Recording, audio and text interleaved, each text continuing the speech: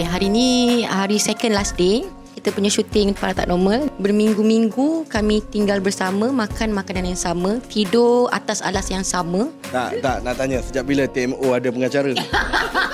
Ini yang baru.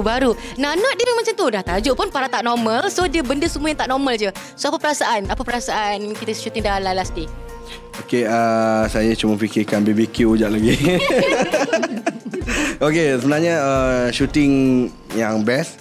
Banyak kita dah syuting, tapi ini antara yang terbaik. Sebab producer dia pun tak normal. So keadaan syuting dia pun tak normal. Satu set tak normal. So kalau ada yang normal, kita takkan terima.